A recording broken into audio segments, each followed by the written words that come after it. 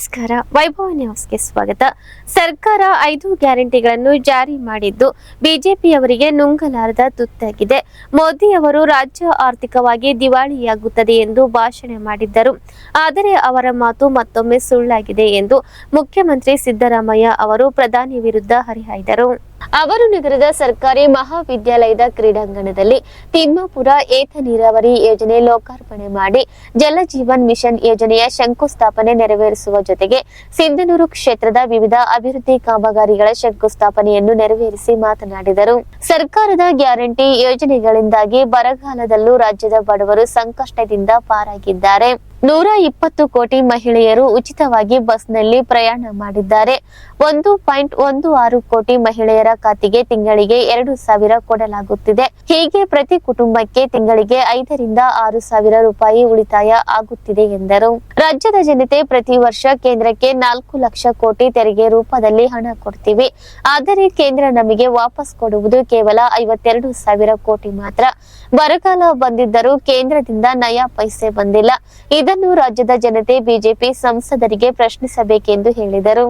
ಕೇಂದ್ರ ಸರ್ಕಾರ ರಾಜ್ಯದ ಜನರ ನೆರವಿಗೆ ಬರೆದಿದ್ದರೂ ನಾವು ರಾಜ್ಯದ ಜನರ ಕೈ ಬಿಡುವುದಿಲ್ಲ. ಹಿಂದಿನ ಬಿಜೆಪಿ ಸರ್ಕಾರ ನೀರಾವರಿ ಹೆಸರಲ್ಲಿ ಹಣ ತಿಂದು ತೇಗಿ ಹೋಗಿದೆ. ಆದರೂ ನಾವು ರಾಜ್ಯದ ಜನರಿಗೆ ಅಗತ್ಯ ನೀರಾವರಿ ಸವಲತ್ತು ಒದಗಿಸುತ್ತೇವೆ ಎಂದು ಭರವಸೆ ನೀಡಿದರು. ಸಿಂಧನೂರಿಗೆ ಇದುವರೆಗೂ 80% ನೀರಾವರಿ ಸವಲತ್ತು ಸಿಕ್ಕಿದೆ. ಶಾಸಕರು 100ಕ್ಕೆ 100ರಷ್ಟು ನೀರಾವರಿ ಮಾಡಲು ಬದ್ಧರಾಗಿದ್ದಾರೆ. ನಮ್ಮ ಸರ್ಕಾರ ಇದಕ್ಕೆ ಸಂಪೂರ್ಣ ಸಹಕಾರ ನೀಡಿ ರೈತರ ಬದುಕನ್ನು ಉನ್ನತೀಕರಿಸಲು ನಾವು ಬದ್ಧರಾಗಿದ್ದೇವೆ. ನವಲಿ ಸಮಾನಾಂತರ ಜಲಾಶಯ ನಿರ್ಮಿಸಲು ಸರ್ಕಾರ ಸಿದ್ಧವಿದೆ ಎಂದು ಭರವಸೆ ನೀಡಿದರು. ಅಚ್ಚುಕಟ್ಟಿನಲ್ಲಿ ಸುಮಾರು 27,000 ಎಕರೆ ಪ್ರದೇಶಕ್ಕೆ ನೀರು ಸಿಗ್ತಾ ಇರಲಿಲ್ಲ.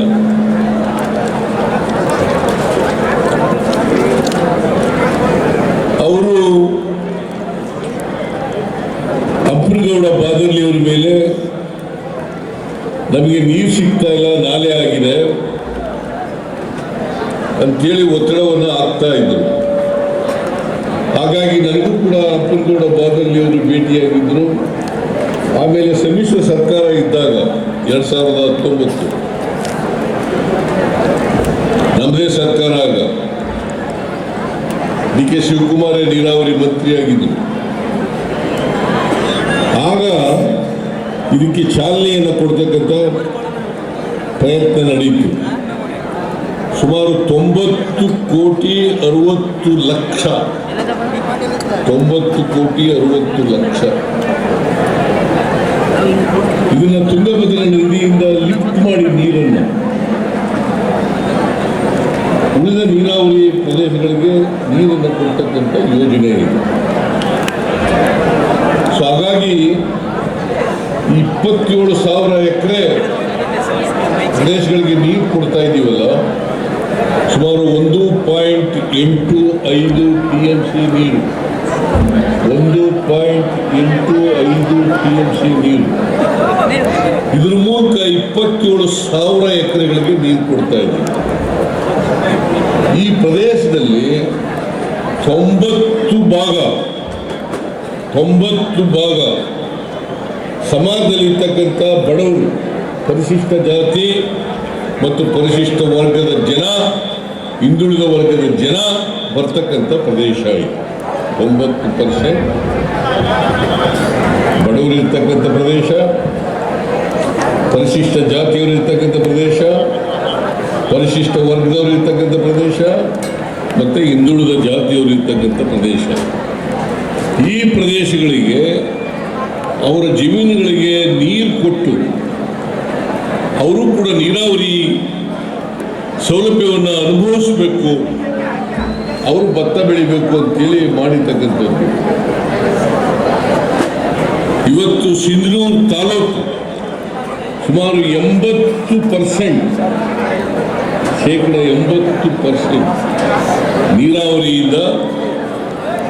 ನೀರಾವರಿ ಸೌಲಭ್ಯ ಸಿಕ್ಕಿದೆ. ಶಾಸಕ ಹಂಪನಗೌಡ ಬಾದರ್ಲಿ ಪ್ರಾಸ್ತಾವಿಕವಾಗಿ ಮಾತನಾಡಿದರು. ಸುಮಾರು 27,000 ಎಕರೆ ಭೂಮಿಗೆ ತುಂಗಭದ್ರಾ ನೀರಿನಿಂದ ನೀರು ಒದಗಿಸತಕ್ಕಂಥ ಒಂದು ಯೋಜನೆ, ಪ್ರಮುಖವಾಗಿರತಕ್ಕಂಥ ಯೋಜನೆ. ಈ 24 ಹಳ್ಳಿಗಳಲ್ಲಿ 90% ಪರಿಶಿಷ್ಟ ಜಾತಿ ಪರಿಶಿಷ್ಟ ಪಂಗಡದ ಜನತೆ ಇರತಕ್ಕಂಥ ಸದ್ಬಳಕೆ ಆಗ್ತಕ್ಕಂಥ ಒಂದು ಮುಖ್ಯವಾಗಿರ್ತಕ್ಕಂಥ ಯೋಜನೆ ಇದು. ಗುಲ್ಬರ್ಗ ವಿಭಾಗದಲ್ಲಿ ಇಷ್ಟು ದೊಡ್ಡ ಏತ ನೀರಾವರಿ ಯಾವುದಿಲ್ಲ. ಮೊಟ್ಟ ಮೊದಲನೇದು ತಿಮ್ಮಾಪುರ ಏತ ನೀರಾವರಿ ಯೋಜನೆ ಕೂಡ ತಪ್ಪಾಗಲಿಕ್ಕಿಲ್ಲ. ಇದರ ಜೊತೆಗೆ ಇದರ ಜೊತೆಗೆ ಇವತ್ತು ರಾಯಚೂರು ಜಿಲ್ಲೆಗೆ ಜಲಧಾರ ಮತ್ತು JJM ಮಿಷನ್ ಯೋಜನೆಯಲ್ಲಿ ಸುಮಾರು 2600 ಕೋಟಿ ರೂಪಾಯಿ ಅಂದಾಜಿನಲ್ಲಿ 1436 ಹಳ್ಳಿಗಳಿಗೆ ಬಸವಸಾಗರದ ಡ್ಯಾಮ್ನಿಂದ ಅಲ್ಲಿ ಜಾಕ್ವೆಲ್ ಮತ್ತು ಪಂಪ್ ಹೌಸ್ ಮತ್ತು ಶುದ್ಧೀಕರಣ ಘಟಕವನ್ನು ಮಾಡಿ 1436 ಹಳ್ಳಿಗಳಿಗೆ ನೀರು ಒದಗಿಸ್ತಕ್ಕಂಥ ಈ ಒಂದು ಯೋಜನೆ. ಆ ಯೋಜನೆಗೆ ನಮ್ಮ ಸಿಂಧನೂರು ತಾಲೂಕಿನಲ್ಲಿ ಇವತ್ತು ಗುದ್ಲಿ ಪೂಜೆ ಕೂಡ ನಡೀತಾ ಇದೆ ಮಾನ್ಯ ಮುಖ್ಯಮಂತ್ರಿಗಳು ಉಪಮುಖ್ಯಮಂತ್ರಿಗಳ ವತಿಯಿಂದ. ಅದರ ಜೊತೆಗೆ ಇನ್ನೂ 2 ಪ್ರಮುಖವಾಗಿರ್ತಕ್ಕಂಥ ಕಾರ್ಯಕ್ರಮ. ನಮ್ಮ ಸರ್ಕಾರಿ ಮಹಾವಿದ್ಯಾಲಯ ಸಿಂಧನೂರು ತಾಲೂಕಿಗೆ ಮಂಜೂರಿಯಾಗಿ 50 ವರ್ಷಗಳು ಗತಿಸಿದ್ದಾವೆ. ಸನ್ಮಾನ್ಯ ಶ್ರೀ ಮಾಜಿ ಶಾಸಕರು ಹಿರಿಯರು ವಯೋವೃದ್ಧರಾದಂಥ ದಿವಂಗತ ಅಮರೇಗೌಡರು ಅದನ್ನು ಮಂಜೂರು ಮಾಡಿಸಿರ್ತಕ್ಕಂಥ ಶಾಲೆ. ಆ ಶಾಲೆಗೆ ಇವತ್ತು 50 ವರ್ಷಗಳ ತುಂಬಿ ಸಂಭ್ರಮವನ್ನು ಆಚರಣೆ ಮಾಡತಕ್ಕಂಥ ಕಾರ್ಯಕ್ರಮವು ಕೂಡ ಇವತ್ತು ಹಮ್ಮಿಕೊಳ್ಳಲಾಗಿದೆ. ಇನ್ನೊಂದು ಸಂಭ್ರಮ ಏನಂದ್ರೆ ಬೆಳಗಿನಿಂದ ಬಹಳಷ್ಟು ವಿದ್ಯಾರ್ಥಿಗಳು ಸಿಂಧನೂರು ತಾಲೂಕಿನ ವಿದ್ಯಾರ್ಥಿಗಳು ಮೆರವಣಿಗೆಯಲ್ಲಿ ಭಾಗಿಗಳಾಗಿ ಕರ್ನಾಟಕ 50ರ ಸಂಭ್ರಮವನ್ನು ಬಹಳ ಅದ್ದೂರಿಯಾಗಿ ನೀವು ಮೆರವಣಿಗೆಯಲ್ಲಿ ಚಾಲನೆ ಕೊಟ್ಟಿದ್ದೀರಿ. ತಮ್ಮೆಲ್ಲರಿಗೂ ವೈಯಕ್ತಿಕವಾಗಿ ಮತ್ತು ಸರ್ಕಾರದಿಂದ ಮಾನ್ಯ ಮುಖ್ಯಮಂತ್ರಿಗಳು ಮತ್ತು ಉಪಮುಖ್ಯಮಂತ್ರಿಗಳು ಸಚಿವರಿಂದ ತಮಗೆ ತುಂಬ ಹೃದಯದ ಅಭಿನಂದನೆಗಳನ್ನು ಈ ಸಂದರ್ಭದಲ್ಲಿ ಸಲ್ಲಿಸಕ್ಕೆ ಇಚ್ಛೆ ಪಡ್ತೇನೆ. ಕಾರ್ಯಕ್ರಮದಲ್ಲಿ ಉಪಮುಖ್ಯಮಂತ್ರಿ ಡಿಕೆ ಶಿವಕುಮಾರ್, ವೈದ್ಯಕೀಯ ಶಿಕ್ಷಣ ಸಚಿವ ಶರಣಪ್ರಕಾಶ್ ಪಾಟೀಲ್, ಉನ್ನತ ಶಿಕ್ಷಣ ಸಚಿವ ಡಾಕ್ಟರ್ ಎಂಸಿ ಸುಧಾಕರ್, ಸಚಿವ ಎನ್ಎಸ್ ಬೋಸರಾಜು, ಶಾಸಕರಾದ ಹಂಪಯ್ಯ ನಾಯಕ್, ಬಸನಗೌಡ ದದ್ದಲ್, ಆರ್ ಬಸನಗೌಡ ತುರುವಿಹಾಳ್ ಸೇರಿದಂತೆ ಹಲವು ಮುಖಂಡರು, ಇಲಾಖೆಯ ಅಧಿಕಾರಿಗಳಿದ್ದರು.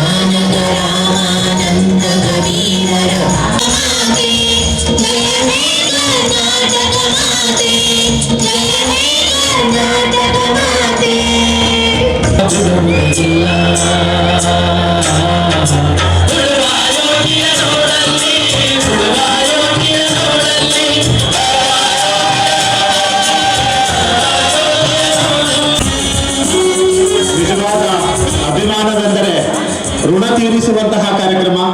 ಜಿಲ್ಲೆಯ ಅಧ್ಯಕ್ಷರು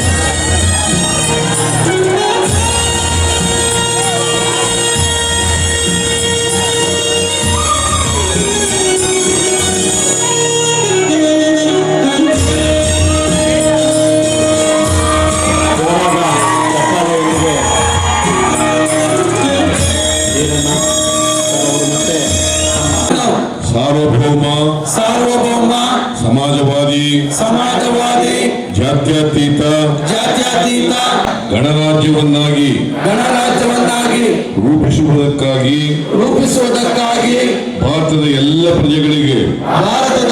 ಪ್ರಜೆಗಳಿಗೆ ಸಾಮಾಜಿಕ ಆರ್ಥಿಕ ಮತ್ತು ರಾಜಕೀಯ ನ್ಯಾಯವನ್ನು ವಿಚಾರ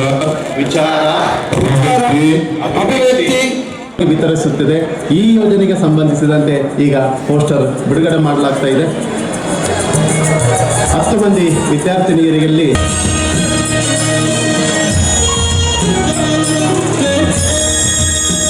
ಜಗತ್ತಿನ ದಯವಿಟ್ಟು ಜೋರಾದ ಚಪ್ಪಾಳೆಯೊಂದಿಗೆ ಆ ವಿದ್ಯಾರ್ಥಿನಿಗೆ 98.6% ಪಡ್ಕೊಂಡಿರ್ತಕ್ಕಂತಹ ಪರಿಶಿಷ್ಟ ಪಂಗಡದ ವಿದ್ಯಾರ್ಥಿನಿ ಸೌಮ್ಯ ತಂದೆ ಬಸವರಾಜ್ ಓದಿರ್ತಕ್ಕಂತಹ ಶಾಲೆ ಕಿತ್ತೂರು ರಾಣಿ ಚೆನ್ನಮ್ಮ ವಸತಿ ಶಾಲೆ ಅಡವಿ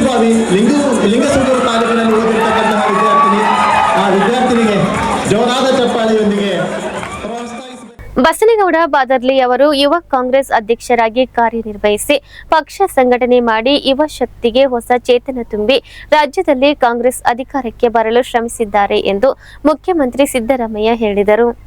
ಅವರು ನಗರದ ಬಸವನಗರದ ತಾಲೂಕಾ ಕಾಂಗ್ರೆಸ್ ಸಮಿತಿ ಕಾರ್ಯಾಲಯದಲ್ಲಿ ಹಮ್ಮಿಕೊಂಡಿದ್ದ ಸನ್ಮಾನ ಸಮಾರಂಭ ಹಾಗೂ ಕಾಂಗ್ರೆಸ್ ಕಾರ್ಯಕರ್ತರ ಸಭೆಯನ್ನುದ್ದೇಶಿಸಿ ಮಾತನಾಡಿದರು. ಬಸನಗೌಡ ಬಾದರ್ಲಿ ಕಾರ್ಯಕರ್ತರೆಲ್ಲರನ್ನು ಸೇರಿಸಿ ಸಭೆ ಮಾಡಿ ಸನ್ಮಾನ ಮಾಡಿದ್ದಾರೆ. ಅವರ ಗೌರವದ ಸನ್ಮಾನಕ್ಕೆ ಆಭಾರಿಯಾಗಿದ್ದೇನೆ. ಕಾಂಗ್ರೆಸ್ ಸರ್ಕಾರ ಚುನಾವಣೆಯಲ್ಲಿ ಕೊಟ್ಟ ಭರವಸೆಗಳನ್ನು ಈಡೇರಿಸಿ ನುಡಿದಂತೆ ನಡೆದಿದೆ. ಈ ಹಿಂದೆ ವಿಧಾನಸಭಾ ಚುನಾವಣೆಯಲ್ಲಿ ಆಶೀರ್ವಾದ ಮಾಡಿದ ಹಾಗೆ ಮುಂದಿನ ಚುನಾವಣೆಗಳಲ್ಲೂ ಕಾಂಗ್ರೆಸ್ ಪಕ್ಷಕ್ಕೆ ಪ್ರತಿಯೊಬ್ಬರು ಆಶೀರ್ವದಿಸಬೇಕೆಂದು ಮನವಿ ಮಾಡಿದರು. ಬಸನಗೌಡ ಬಾದರ್ಲಿ ಅವರು ಇವತ್ತು ನಿಮ್ಮನ್ನೆಲ್ಲ ಸೇರಿಸಿ ನಮ್ಮನ್ನು ಕರೆದು ಒಂದು ಸಭೆ ಮಾಡಿದ್ದಾರೆ. ಇವೆಲ್ಲ ಕಳೆದ ಚುನಾವಣೆಯಲ್ಲಿ ಆಶೀರ್ವಾದ ಮಾಡೋದ್ರಿಂದ ಪಕ್ಷ ಅಧಿಕಾರಕ್ಕೆ ಬಂತು. ಅಧಿಕಾರಕ್ಕೆ ಬಂದ ಮೇಲೆ ನಾವು ಏನು ಜನರಿಗೆ ಮಾತು ಕೊಟ್ಟಿದ್ದೋ ಅದರಂತೆ ನಡ್ಕೊಳ್ಳಿಕ್ಕೆ ಪ್ರಯತ್ನ ಮಾಡ್ತಾ ಇದ್ದೀವಿ. ಈಗಾಗಲೇ 5 ಗ್ಯಾರಂಟಿಗಳನ್ನು ಕೂಡ ಜಾರಿ ಮಾಡ್ತಾ ಇದ್ದೀವಿ. ಇನ್ನು ಬೇರೆ ಕೆಲಸಗಳನ್ನು ಕೂಡ ಮಾಡ್ತಾ ಇದ್ದೀವಿ. ಇವತ್ತು ಸಿಂಧನೂರು ಕ್ಷೇತ್ರಕ್ಕೆ ಅನೇಕ ಅಭಿವೃದ್ಧಿ ಕೆಲಸಗಳಿಗೆ ಇವತ್ತು ಚಾಲನೆ ಕೊಡ್ತಕ್ಕಂಥ ಉದ್ಘಾಟನೆ ಮಾಡ್ತಕ್ಕಂಥ ಶಂಕುಸ್ಥಾಪನೆ ಮಾಡ್ತಕ್ಕಂಥ ಕೆಲಸಗಳನ್ನು ಮಾಡಿದ್ದೀವಿ. ಬಸನಗೌಡ ಬಾದರ್ಲಿ ಅವರು ಯುವ ಕಾಂಗ್ರೆಸ್ನ ಅಧ್ಯಕ್ಷರಾಗಿದ್ದರು. ಅವರು ಇವತ್ತು ನಮ್ಮನ್ನೆಲ್ಲ ಕರೆದು ಬಹಳ ಗೌರವಯುತವಾಗಿ ನಮ್ಮನ್ನೆಲ್ಲ ಕಂಡಿದ್ದಾರೆ. ಅವರಿಗೆ ಧನ್ಯವಾದಗಳೆಲ್ಲ ಹೇಳಲಿಕ್ಕೆ ಬಯಸ್ತೇನೆ. ನಿಮಗೆಲ್ಲ ನಮಸ್ಕಾರಗಳನ್ನ ಹೇಳಿ ನಿಮ್ಮ ಆಶೀರ್ವಾದ ನಮ್ಮ ಮೇಲೆ ಇರಬೇಕು. ಉಪಮುಖ್ಯಮಂತ್ರಿ ಡಿಕೆ ಶಿವಕುಮಾರ್ ಮಾತನಾಡಿ, ಕಾಂಗ್ರೆಸ್ ಕಚೇರಿಯನ್ನು ಕಟ್ಟಿ ಜನರ ಸೇವೆ ಮಾಡುತ್ತಿರುವುದು ಸಂತೋಷದ ವಿಷಯ. ಎಲ್ಲರ ಹೋರಾಟ ಶ್ರಮದಿಂದ ಈ ರಾಜ್ಯದಲ್ಲಿ ಕಾಂಗ್ರೆಸ್ ಪಕ್ಷ ಅಧಿಕಾರಕ್ಕೆ ಬಂದಿದೆ. ಪಕ್ಷದ ನೋಂದಣಿ ಸಂದರ್ಭದಲ್ಲಿ ತಾಲೂಕಿನಿಂದ ಅತಿ ಹೆಚ್ಚು ಸದಸ್ಯತ್ವವನ್ನು ಮಾಡಿ ಬಸನಗೌಡ ಬಾದರ್ಲಿ ಅವರು ಪಕ್ಷಕ್ಕೆ ಶಕ್ತಿ ತುಂಬಿದ್ದಾರೆ ಎಂದು ಮುಕ್ತ ಕಂಠದಿಂದ ಶ್ಲಾಘಿಸಿದರು. ಕಾಂಗ್ರೆಸ್ ಕಚೇರಿಯನ್ನ ಬಸನಗೌಡ ಬಾದರ್ಲಿ ಅವರು ಕಟ್ಟಿ ನಿಮ್ಮ ಸೇವೆಗೆ ಬಿಟ್ಟಿರುವುದು ತಿಳಿದು ನನಗೆ ಬಹಳ ಸಂತೋಷ ಆಯ್ತದೆ. ನಾನು ಕೃತಜ್ಞತೆಯನ್ನು ಅರ್ಪಿಸಲಿಕ್ಕೆ ನಾನು ಬಯಸ್ತಾ ಇದ್ದೇನೆ. ತಮ್ಮೆಲ್ಲರ ಹೋರಾಟ ಶ್ರಮದಿಂದ ಈ ರಾಜ್ಯದಲ್ಲಿ ಕಾಂಗ್ರೆಸ್ ಸರ್ಕಾರ ಅಧಿಕಾರಕ್ಕೆ ಬಂದಿದೆ. ಪ್ರತಿಯೊಬ್ಬ ಕಾರ್ಯಕರ್ತರು ಕೂಡ ತಾವು ದುಡಿದಿದ್ದೀರಿ. ಪಕ್ಷದ ನೋಂದಣಿ ಸಂದರ್ಭದಲ್ಲಿ ಈ ತಾಲೂಕಿನಲ್ಲಿ ಅತಿ ಹೆಚ್ಚು ಸದಸ್ಯತ್ವವನ್ನು ತಾವೆಲ್ಲ ಸೇರಿ ಮಾಡಿ ನಮ್ಮ ಪಕ್ಷಕ್ಕೆ ಒಂದು ದೊಡ್ಡ ಶಕ್ತಿಯನ್ನು ತುಂಬಿದ್ದೀರಿ. ಅದಕ್ಕೆ ನಿಮ್ಮೆಲ್ಲರೂ ಕೂಡ ನಾನು ಅಭಿನಂದಿಸಲಿಕ್ಕೆ ನಾನು ಬಯಸ್ತಾ ಇದ್ದೇನೆ. ಸರ್ಕಾರ ಅಧಿಕಾರಕ್ಕೆ ಬಂದ ಮೇಲೆ ನಾವು 7 ತಿಂಗಳಿಂದ ಇಡೀ ದೇಶಕ್ಕೆ ಒಂದು ಮಾದರಿಯಂತೆ ಏನು ಮಾತನ್ನು ಕೊಟ್ಟಿದ್ದೋ ಆ ಮಾತನ್ನು ಇವತ್ತು ನಾವು ಉಳಿಸ್ಕೊಂಡಿದ್ದೇವೆ. 5 ಗ್ಯಾರಂಟಿ ಹೇಳಿದ್ದು ಎಲ್ಲ ನನ್ನ ತಾಯಂದಿರಿಗೆ ಇವತ್ತು ನಾವು ಜ್ಯೋತಿ ಹಚ್ಚಿದ್ದೇವೆ. ನಿಮ್ಮ ಮನೆಯಲ್ಲಿ 200 ಯೂನಿಟ್ ವರೆಗೂ ಉಚಿತವಾಗಿ ಕೊಡ್ತೀವಿ ಅಂತ ಮಾತು ಕೊಟ್ಟಿದ್ದು ಬೆಳಗಾವಿನಲ್ಲಿ ಕಾಂಗ್ರೆಸ್ನ ಏನು ಪ್ರಾರಂಭದಲ್ಲಿ ನವಸಂಕಲ್ಪ ಯಾತ್ರೆಯಲ್ಲಿ ಇವತ್ತು ನಾವು ಏನು ಯಾತ್ರೆ ಮಾಡಿದ್ದೋ ಆ ಯಾತ್ರೆಯಲ್ಲಿ ನಾವು ಬೆಳಗಾವಿನಲ್ಲಿ ಚಿಕ್ಕೋಡಿಯಲ್ಲಿ ಹೇಳಿದ್ದು ಉಚಿತವಾಗಿ 200 ಯೂನಿಟ್ ವರೆಗೂ ಕೊಡ್ತೀವಿ ಅಂತೇಳಿ. ಎಲ್ಲರೂ ಕೂಡ ಇವತ್ತು ನಿಮ್ಮೆಲ್ಲರೂ ಕೂಡ 0 ಬಿಲ್ ಬರ್ತಾ ಇರ್ತಾರೆ. ಎರಡನೇದು, ಎಲ್ಲರೂ ಕೂಡ ಉಚಿತವಾಗಿ ಹೆಣ್ಮಕ್ಳಿಗೆಲ್ಲ ಫ್ರೀ ಬಸ್ ಅಂತ ಹೇಳಿದ್ದು, ಅದು ತಾವೆಲ್ಲ ಉಪಯೋಗಿಸ್ತಾ ಇದ್ದಾರೆ ಫ್ರೀ ಬಸ್. ಮೂರನೇದು 10 kg ಅಕ್ಕಿ ಕೊಡ್ತೀವಿ ಅಂತ ಹೇಳಿದ್ದು. ಸೆಂಟ್ರಲ್ ಗೌರ್ಮೆಂಟ್ ಅವರು 5 kg ಕೊಡ್ಲಿಲ್ಲ. ಅದಕ್ಕೆ ಹಣ 34 ರೂಪಾಯಿ ಹಣನ 1 kgಗೆ 5 kg ಲೆಕ್ಕ ಹಾಕೊಂಡು ಪ್ರತಿಯೊಂದು ಕೂಡ ಅದು ಕೂಡ ನಿಮ್ಮ ಅಕೌಂಟ್ಗೆ ಬರ್ತಾ ಇದ್ದಾರೆ. ಕೆಪಿಸಿಸಿ ಪ್ರಧಾನ ಕಾರ್ಯದರ್ಶಿ ಬಸನಗೌಡ ಬಾದರ್ಲಿ ನೇತೃತ್ವದಲ್ಲಿ ಮುಖ್ಯಮಂತ್ರಿ ಹಾಗೂ ಉಪಮುಖ್ಯಮಂತ್ರಿ ಡಿಕೆ ಶಿವಕುಮಾರ್ ಅವರನ್ನು ಅದ್ದೂರಿಯಾಗಿ ಸನ್ಮಾನಿಸಿ ಗೌರವಿಸಲಾಯಿತು. ಆಶೀರ್ವಾದ ಮಾಡಿದ್ದೀರಿ. ಮುಂದೆ ಬರ್ತಕ್ಕಂಥ ಚುನಾವಣೆಗಳು ಕೂಡ ನಿಮ್ಮ ಆಶೀರ್ವಾದ ಇರಬೇಕು ಅಂತ ಹೇಳಿ ನಿಮ್ಮನ್ನು ಕೇಳಿಕೊಂಡು ಈ ಸಂದರ್ಭದಲ್ಲಿ ಬಸನಗೌಡ ಬಾದರ್ಲಿ ಮಾತನಾಡಿದರು. ಬಹಳಷ್ಟು ಜನ ಯುವಕರು ಇವತ್ತು ನಿರುದ್ಯೋಗಿಗಳಾಗಿದ್ದಾರೆ. ಅದಕ್ಕಾಗಿ ನಾನಿಬ್ರು ಮುಖ್ಯಮಂತ್ರಿಗಳಿಗೆ ಉಪಮುಖ್ಯಮಂತ್ರಿಗಳು ವಿನಂತಿ ಮಾಡಿಕೊಳ್ತೇನೆ.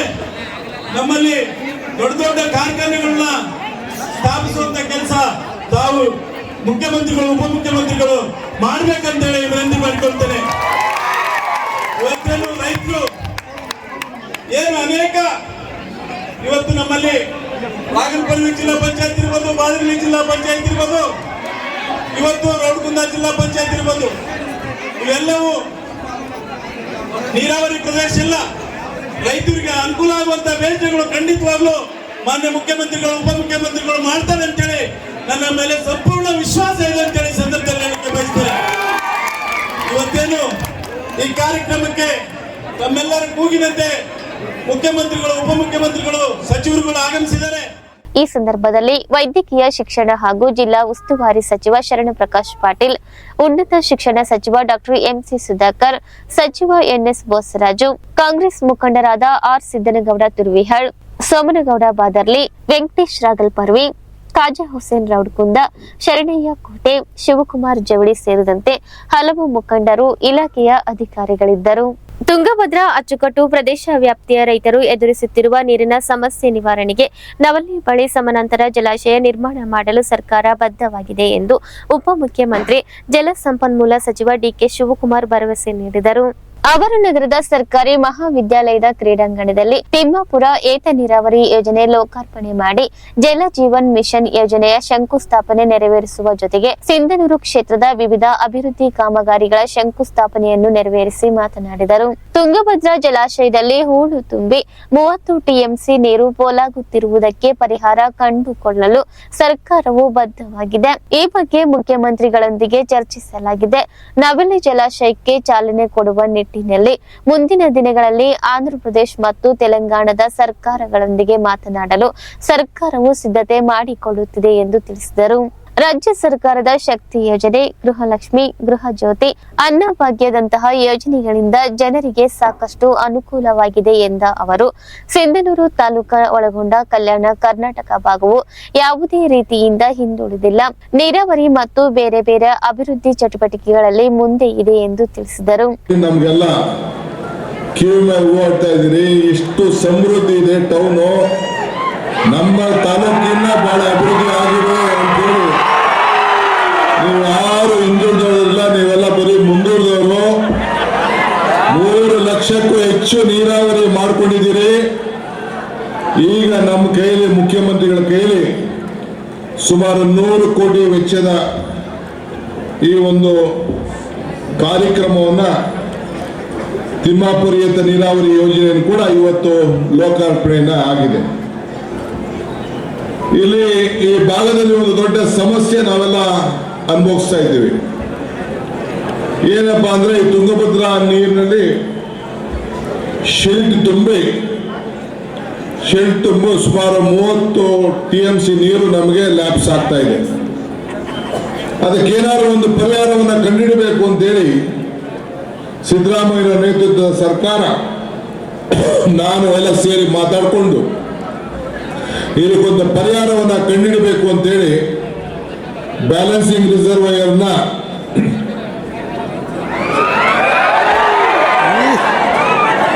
ನವಲಿಯಲ್ಲಿ ಮಾಡಬೇಕು ಅಂತೇಳಿ ನಮ್ಮ ಯೋಜನೆಗಳನ್ನ ಈಗಾಗಲೇ ಸಿದ್ಧತೆಯನ್ನ ನಾವು ಮಾಡಿಟ್ಟಿದ್ದೇವೆ.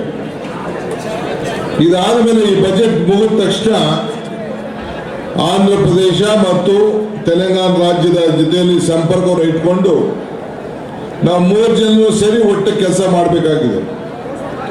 ಆಂಧ್ರಕ್ಕೂ ಹೆಚ್ಚಿಗೆ ಇದರಿಂದ ಅನುಕೂಲ ಆಗ್ತದೆ. ಸುಮಾರು ಹಳ್ಳಿಗಳು ಮುಳುಗಡೆ ಆಗ್ತದೆ, ರಿಹಾಬಿಲಿಟೇಷನ್ ಆಗ್ತದೆ. 33 ಟಿಎಂಸಿ ನೀರು ಅಷ್ಟು ಸಣ್ಣದಾದಲ್ಲ, ವೇಸ್ಟ್ ಆಗಿ ಸಮುದ್ರಕ್ಕೆ ಕಳಿಸಬಾರದು.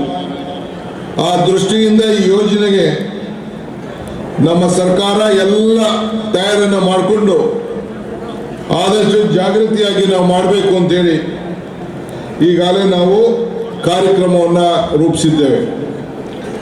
ಇವತ್ತು ಈ ತಿಮ್ಮಾಪುರ ಏತ ನೀರಾವರಿ ಯೋಜನೆ ಇನ್ನು ನೀರು ಎಲ್ಲ ಕೆಲಸ ಆಗಿದೆ, ನೀರು ಸ್ವಲ್ಪ ಬರಬೇಕಾಗಿದೆ. ಸೊ ಅದರಿಂದ ಈ ಯೋಜನೆ ಬಹಳ ಯಶಸ್ವಿಯಾಗಿ ಸುಮಾರು 25ರಿಂದ 30,000 ಜನ 30,000 ಎಕರೆಗಳಿಗೆ ನೀರು ರೈತರಿಗೆ ಅನುಕೂಲ ಆಗ್ತದೆ. ನಮ್ಮ ರೈತರು, ವಿಶೇಷವಾಗಿ ಸಿಂಧೂರಿನ ಅನ್ನದಾತರು, ದೇಶಕ್ಕೆ ಒಂದು ದೊಡ್ಡ ಇತಿಹಾಸ. ಈ ಸಂದರ್ಭದಲ್ಲಿ ವೈದ್ಯಕೀಯ ಶಿಕ್ಷಣ ಸಚಿವ ಶರಣಪ್ರಕಾಶ್ ಪಾಟೀಲ್, ಉನ್ನತ ಶಿಕ್ಷಣ ಸಚಿವ ಡಾಕ್ಟರ್ ಎಂಸಿ ಸುಧಾಕರ್, ಸಚಿವ ಎನ್ಎಸ್ ಬೋಸರಾಜು, ಶಾಸಕರಾದ ಹಂಪಯ್ಯ ನಾಯಕ್, ಶಾಸಕ ಹಂಪನಗೌಡ ಬಾದರ್ಲಿ, ಬಸನಗೌಡ ದದ್ದಲ್, ಆರ್ ಬಸನಗೌಡ ತುರುವಿಹಾಳ್ ಸೇರಿದಂತೆ ಹಲವು ಮುಖಂಡರು, ಇಲಾಖೆಯ ಅಧಿಕಾರಿಗಳಿದ್ದರು. ತಾಲೂಕಿನ ಗೋಮರ್ಸಿ ಗ್ರಾಮದಲ್ಲಿ ಹಿಂದೂ ಮುಸ್ಲಿಮರ ಭಾವೈಕ್ಯತೆಯ ಸಂಕೇತವಾದ ಹಜರತ್ ಮೀರಂ ಸೈಯದ್ ಶಾ ಶಂಶುದ್ದೀನ್ ಖಾದ್ರಿ ಅವರ ಉರುಸು ಅದ್ದೂರಿಯಾಗಿ ನಡೆಯಿತು. ಶುಕ್ರವಾರ ರಾತ್ರಿಯಿಂದಲೇ ಉರುಸಿನ ಪ್ರಯುಕ್ತ ಜೆಂಡಾ ನೆರವೇರಿಸುವ ಕಾರ್ಯಕ್ರಮ ಸೇರಿದಂತೆ ಇನ್ನಿತರ ಧಾರ್ಮಿಕ ಕಾರ್ಯಕ್ರಮಗಳು ಜರುಗಿದವು. ಬೆಳಗಿನ ಜಾವ 5 ಗಂಟೆಯಿಂದ ಸೈಯದ್ ಕಾಸಿಂ ಖಾದ್ರಿ ಉರ್ಫ್ ಸರ್ಕಾರ್ ಪಾಷಾ ಸಾಹೇಬ್ ನೇತೃತ್ವದಲ್ಲಿ ಗಂಧ ಮೆರವಣಿಗೆ ನಡೆಯಿತು. ಬಳಿಕ ಧಾರ್ಮಿಕ ವಿಧಾನಗಳ ಪ್ರಕಾರ ಪೂಜಾ ಪ್ರಾರ್ಥನೆಗಳು ನಡೆದವು. ಗೋಮರ್ಸಿ ಸೇರಿ ಸುತ್ತಮುತ್ತಲಿನ ಹಳ್ಳಿಗಳಿಂದ ಎಲ್ಲಾ ಜಾತಿ ಜನಾಂಗದ ಜನರು ದರ್ಗಾದಲ್ಲಿ ಸಕ್ಕರೆ ಓದಿಸಿ ಭಕ್ತಿ ಸಮರ್ಪಿಸಿದರು. ಈ ಸಂದರ್ಭದಲ್ಲಿ ಸೈಯದ್ ಮುಸ್ತಫಾ ಖಾದ್ರಿ, ಸೈಯದ್ ಇಸ್ಮಾಯಿಲ್ ಖಾದ್ರಿ, ಅತರ್ ಬಾಬಾ ಜಾಗೀರ್ದಾರ್ ಗೋಮರ್ಸಿ, ಸೈಯದ್ ಅಬ್ದುಲ್ ಖಾದರ್ ಖಾದ್ರಿ ತಾಹಿರ್ ಬಾಬಾ, ಸೈಯದ್ ಮೈನುದ್ದೀನ್ ಖಾದ್ರಿ ತೆಕ್ಕಲ್ಕೋಟೆ, ಸೈಯದ್ ಶಾ ತಾಹಿರ್ ಖಾದ್ರಿ ಜದ್ದಕಲ್, ಸೈಯದ್ ಹಾಜಂ ಖಾದ್ರಿ ಕಂಪ್ಲಿ, ಸೈಯದ್ ತುರಾಬ್ ಖಾದ್ರಿ ಕಂಪ್ಲಿ, ಸೈಯದ್ ಮತೀನ್ ಖಾದ್ರಿ ಕಂಪ್ಲಿ, ಖಾದರ್ ಪಾಷಾ ತಾತನವರು ಗೋಮರ್ಸಿ, ಸೈಯದ್ ಸಜ್ಜಾದ್ ಖಾದ್ರಿ, ಸೈಯದ್ ಬಾಬಾ ಖಾದ್ರಿ, ಮುಖಂಡರಾದ ಮರೇಗೌಡ, ಬಸನಗೌಡ, ದೊಡ್ಡ ಬಸನಗೌಡ, ಶ್ರೀನಿವಾಸ್, ಖಲೀಲ್ ಪಾಷಾ, ಪೀರ್ ಸಾಬ್ ಮುಜಾವರ್, ಬುಡ್ಡಾ ಸಾಬ್ ಮುಜಾವರ್, ಶಾಮಿದ್, ಶಾಹಿದ್ ಸೇರಿದಂತೆ ಮಾಡಶಿರ್ವಾರ ಹಾಗೂ ಗೋಮರ್ಸಿ ಗ್ರಾಮ ಪಂಚಾಯತ್ ಸದಸ್ಯರು ಇತರರಿದ್ದರು. ಉರುಸಿನ ಅಂಗವಾಗಿ ರಾಜ್ಯ ಮಟ್ಟದ ಸಂಗ್ರಾಣಿ ಕಲ್ಲು ಎತ್ತುವ ಸ್ಪರ್ಧೆ ನಡೆಯಿತು. ರಾತ್ರಿ ಕವಾಲಿ ಕಾರ್ಯಕ್ರಮದಲ್ಲಿ ಭಕ್ತರ ಮನಸೂರೆಗೊಂಡಿತು. ಕಾತರದಿಂದ ಕೂತಿದ್ದಾರೆ, ನೋಡೋಣ ಯಾವ ರೀತಿ ಮಹಾರಾಷ್ಟ್ರದ ನಿವಾಸಿಗಳು ಇವರು.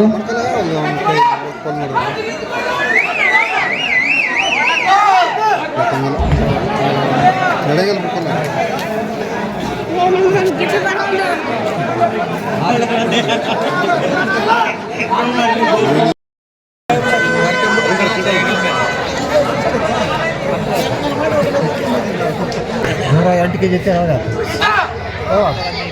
ಬೇರೆ ಕಾಣುವ ಇಲ್ಲ 7 ಕೆಜಿ ಐತೆ ಅವ್ರಿಗೆ 8 ಕೆಜಿ ಐತೆ. ಇದು 120 ಐತೆ.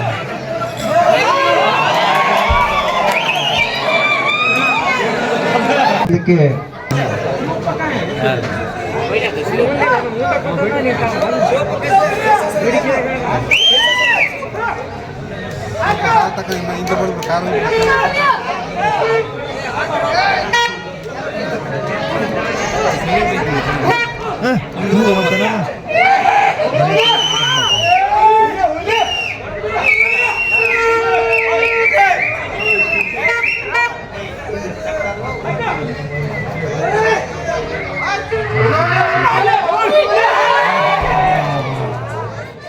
ಸಿಂಧನೂರು ನಗರಸಭೆಯ ವಾರ್ಡ್ ನಂಬರ್ 22ಕ್ಕೆ ನಡೆದ ಉಪಚುನಾವಣೆಯಲ್ಲಿ ಮತ ಎಣಿಕೆ ಕಾರ್ಯ ಮುಕ್ತಾಯವಾಗಿದ್ದು, ಕಾಂಗ್ರೆಸ್ ಅಭ್ಯರ್ಥಿ ಅಬೇದಾ ಬೇಗಂ ಗಂಡ ಮುನೀರ್ ಪಾಷಾ ಗೆಲುವು ಸಾಧಿಸಿದ್ದಾರೆ ಎಂದು ಚುನಾವಣಾಧಿಕಾರಿ ವೀರೇಶ್ ಗೋನ್ವಾರ್ ತಿಳಿಸಿದರು.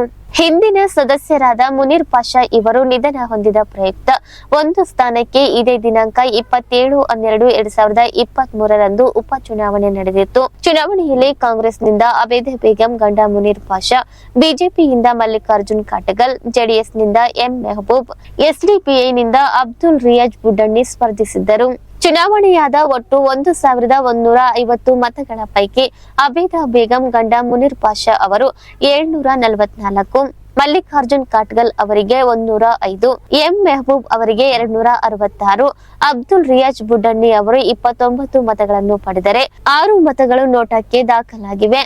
ಕಾಂಗ್ರೆಸ್ ಅಭ್ಯರ್ಥಿ ಅಬೇದಾ ಬೇಗಂ ಅವರು 478 ಮತಗಳ ಅಂತರದಿಂದ ಗೆಲುವು ಸಾಧಿಸಿದ್ದಾರೆ ಎಂದು ಸಹಾಯಕ ಚುನಾವಣಾಧಿಕಾರಿ ರಾಮದಾಸ್ ತಿಳಿಸಿದ್ದಾರೆ. ಶನಿವಾರ ಬೆಳಗ್ಗೆ 8:15ಕ್ಕೆ ಆರಂಭವಾದ ಮತ ಎಣಿಕೆ ಕಾರ್ಯ ಬೆಳಗ್ಗೆ 8:40ಕ್ಕೆ ಮುಕ್ತಾಯವಾಯಿತು. ಈ ಸಂದರ್ಭದಲ್ಲಿ ಗ್ರೇಡ್ 2 ತಹಸೀಲ್ದಾರ್ ಎಚ್ ಚಂದ್ರಶೇಖರ್, ಚುನಾವಣಾ ಶಾಖೆಯ ರಾಜಪಕ್ಷಿ, ಎಣಿಕೆ ಮೇಲ್ವಿಚಾರಕ ಎಚ್ಎಸ್ ವಿಶ್ರಿಕೋಟೆ, ಸಹಾಯಕರಾದ ಮೃತ್ಯುಂಜಯ, ಮಲ್ಲಿಕಾರ್ಜುನ್, ಚುನಾವಣಾ ಶಾಖೆಯ ಬಸವರಾಜ್ ಬಸರಗೌಡ ಸೇರಿದಂತೆ ಇತರರು ಹಾಜರಿದ್ದರು. ಪಿಎಸ್ಐ ಬಸವರಾಜ್ ಇವರ ನೇತೃತ್ವದಲ್ಲಿ ತಹಸೀಲ್ದಾರ್ ಕಚೇರಿಯ ಮತ ಎಣಿಕೆ ಕೇಂದ್ರಕ್ಕೆ ಸೂಕ್ತ ಪೊಲೀಸ್ ಬಂದೋಬಸ್ತ್ ನೀಡಲಾಗಿತ್ತು. ಸಿಂಧನೂರಿನಲ್ಲಿ ಕರ್ನಾಟಕ ಸಂಭ್ರಮ 50ರ ಪ್ರಯುಕ್ತ ಕನ್ನಡ ರಥ ಮೆರವಣಿಗೆಗೆ ಜಿಲ್ಲಾ ಉಸ್ತುವಾರಿ ಸಚಿವ ಡಾಕ್ಟರ್ ಶರಣಪ್ರಕಾಶ್ ಪಾಟೀಲ್ ಚಾಲನೆ ನೀಡಿದರು. ಕ್ಷೇತ್ರದ ವಿವಿಧ ಕಾಮಗಾರಿಗಳ ಉದ್ಘಾಟನೆ ಶಂಕುಸ್ಥಾಪನೆಗೆ ಮುಖ್ಯಮಂತ್ರಿ ಸಿದ್ದರಾಮಯ್ಯ, ಉಪಮುಖ್ಯಮಂತ್ರಿ ಡಿಕೆ ಶಿವಕುಮಾರ್ ಹಾಗೂ ವಿವಿಧ ಇಲಾಖೆಗಳ ಸಚಿವರು ಬರುವ ಹಿನ್ನೆಲೆಯಲ್ಲಿ ಸ್ವಾಗತಕ್ಕಾಗಿ ಬೃಹತ್ ಮೆರವಣಿಗೆ ಹಮ್ಮಿಕೊಳ್ಳಲಾಗಿತ್ತು. ಮಹಾತ್ಮ ಗಾಂಧಿ ವೃತ್ತದಲ್ಲಿ ಗಾಂಧೀಜಿಯವರ ಪ್ರತಿಮೆಗೆ ಹೂಮಾಲೆ ಹಾಕುವ ಮೂಲಕ ಜಿಲ್ಲಾ ಉಸ್ತುವಾರಿ ಸಚಿವ ಡಾಕ್ಟರ್ ಶರಣಪ್ರಕಾಶ್ ಪಾಟೀಲ್ ಚಾಲನೆ ನೀಡಿದರು. ಮೆರವಣಿಗೆಯಲ್ಲಿ ಸಾವಿರಾರು ಸಂಖ್ಯೆಯಲ್ಲಿ ವಿವಿಧ ಕಾಲೇಜುಗಳ ವಿದ್ಯಾರ್ಥಿಗಳು ಕನ್ನಡ ಧ್ವಜದೊಂದಿಗೆ ಆಗಮಿಸಿದ್ದು ಮೆರವಣಿಗೆಗೆ ಕಳೆ ಕಟ್ಟಿತ್ತು. ಕನ್ನಡ ರಥದಲ್ಲಿ ಕನ್ನಡ ನಾಡಿನ ಸಾಹಿತಿಗಳ ಕಲಾವಿದರ ನೆನಪು, ಹಂಪೆಯ ಐತಿಹಾಸಿಕ ಕಲ್ಲಿನ ರಥ ಸ್ಮಾರಕಗಳ ನೆನಪನ್ನು ಮಾಡಿದ್ದು ವಿಶೇಷವಾಗಿತ್ತು. ಮೆರವಣಿಗೆಯಲ್ಲಿ ಕೀಲು ಕುದುರೆ ಗೊಂಬೆಗಳ ನೃತ್ಯ, ವೀರಗಾಸೆ, ಕುಣಿವಾದನ, ಕೋಳಿ ಕುಣಿತ, ಮಹಿಳಾ ತಂಡಗಳ ಡೊಳ್ಳು ನೃತ್ಯ, ನಂದಿ ಧ್ವಜ, ಹಲಗೆ ಕುಣಿತ, 501 ಪೂರ್ಣ ಕುಂಭ ಹೊತ್ತ ಮಹಿಳೆಯರು ಆಗಮಿಸಿದ್ದರು. ಸುಮಾರು 10,000ಕ್ಕೂ ಅಧಿಕ ವಿವಿಧ ಶಾಲಾ ಕಾಲೇಜುಗಳ ವಿದ್ಯಾರ್ಥಿಗಳು ಭಾಗವಹಿಸಿದ್ದು ನೋಡುಗರ ಕಣ್ಮನ ಸೆಳೆಯಿತು. ಈ ವೇಳೆ ಶಾಸಕರಾದ ಹಂಪನಗೌಡ ಬಾದರ್ಲಿ, ಆರ್ ಬಸನಗೌಡ ತುರ್ವಿಹಳ್, ರಾಘವೇಂದ್ರ ಹಿಟ್ನಳ್, ಕೆಪಿಸಿಸಿ ಕಾರ್ಯದರ್ಶಿಗಳಾದ ವಸಂತ್ ಕುಮಾರ್, ಮಲ್ಲಿಕಾರ್ಜುನ್ ಎದ್ದಲದಿನ್ನಿ ಇದ್ದರು. ನಾನು ಹುಟ್ಟಿದ ಈ ಊರು ಮಾತು ಕಲಿತ ಕಡಲೂರು ಜೀವ ನೀಡು ಅಂದರು ನೀಡುವೆನ ಹೇರುತ್ತಮ್ಮ ನಮ್ಮ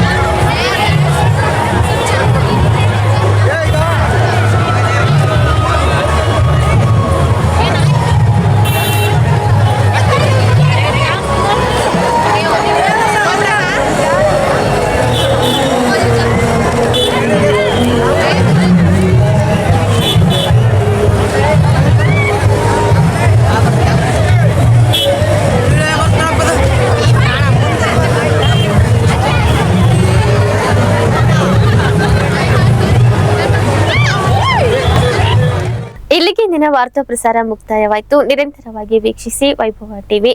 ವಂದನೆಗಳೊಂದಿಗೆ ದೇವಿಕಾ ಚನ್ನಬಸವ.